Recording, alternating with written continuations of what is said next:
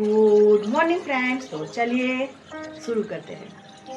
एक ऐसी कहानी जो आपको मजबूर कर देगी कि जीवन कैसे जीते, और ये कहानी सुनने पे आप मजबूर हो जाएंगे। तो चलिए शुरू करते हैं। फाइट मत कीजिए, रुकिए और पूरी कहानी सुनिए। तो चलिए शुरू करते हैं। एक दादी, नाम शांताबेन। नाम के अनुरूप उनके गुण नहीं है। शांताबेन है लेकिन शांति उसके जीवन में नहीं है। उनका एक लड़का जिसकी शादी करके बहू को घर पे लाई, लेकिन जैसे ही बहू घर में आई उसने अपना सासूपन चालू कर दिया। बहुत गर्म, बहुत चिड़चिड़, बहुत गुस्से वाली। बहू अच्छा खाना बनाती, फिर भी उसमें से कुछ न कुछ नुस्ख वो निकालती रहती और हमेशा उसके ऊपर चिल्लाती रहती। कुछ भी करे बस उसको बोलना है। फिर वो बहू उसके बेटे को कहती है कि मेरी सास मेरे से ये करती है, आपकी मम्मी मेरे से ऐसा बर्तन करती है, लेकिन आप उनसे कुछ मत कहिएगा। बस मैं सिर्फ आपको समझाना चाहती हूँ कि मेरे साथ ऐसा ऐसा आपकी मम्मी करती है।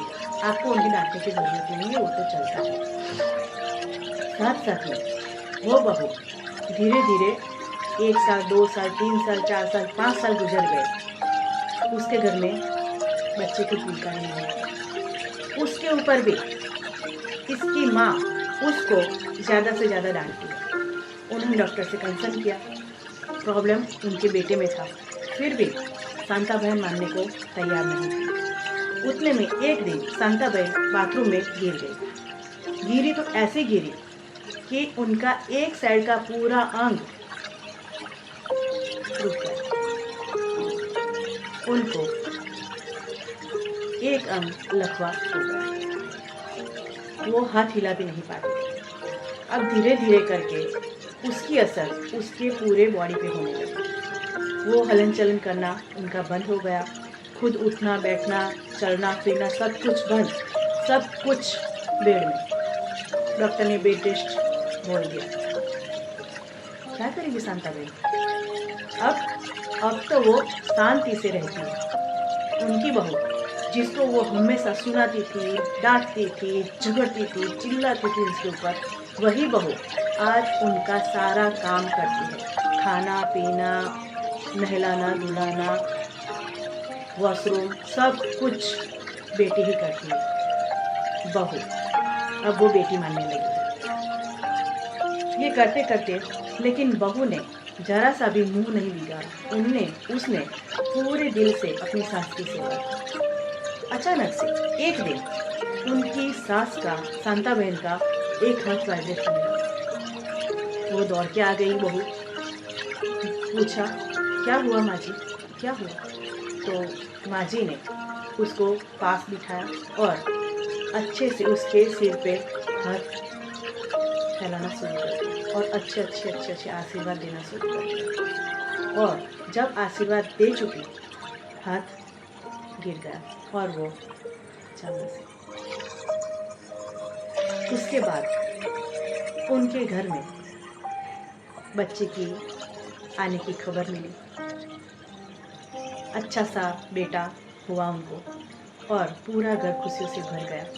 और उनके घर में कभी भी धन की कमी नहीं हुई, खुशियों की कमी नहीं हुई। और ये था शांताबेन का समय का चक्र। जब वो गुस्सा करती थी, जिसके ऊपर उसके हाथों से ही खाना पड़ा, उसके हाथों से ही सब कुछ करना पड़ा। अंत में फिर भगवान के पास गया। मोरल ऑफ द स्टोरी, समय का चक्र घूमता है। जैसे कि शांताबेन पहले भी बहुत गुस्से वाली थी। क्या हुआ? गुस्सा शांत, और बहू का समय आया फिर। यानी जैसा हम करते हैं वैसा हम पाते हैं। समय का चक्र घूम फिर के अपने ऊपर आता है। तो चलिए समय के साथ अच्छे कर्म करते हैं और अच्छा जीवन जीते हैं। जिसकी वजह से दूसरों को हमसे कुछ भी परेशानी ना हो। तो चलिए हमेशा अच्छे कर्म करते हैं, समय का चक्र भले ना घूमे, हमारे हमारे अच्छे कर्म घूम फिर के हमारे पास जरूर लौटेंगे। तो चलिए इसी अच्छी सोच के साथ आज के लिए जो मैं रोज़ कहती हूँ आज भी कहूँगी, keep smiling always. Bye, thank you. और हाँ, प्लीज़ मेरे चैनल को लाइक कीजिए, शेयर कीजिए, सब्सक्राइब करके बेल आइकन ज़रूर प्रेस करिएगा। तो चलिए दूसरी स्टोरी सुनाऊँ, तब तक के लिए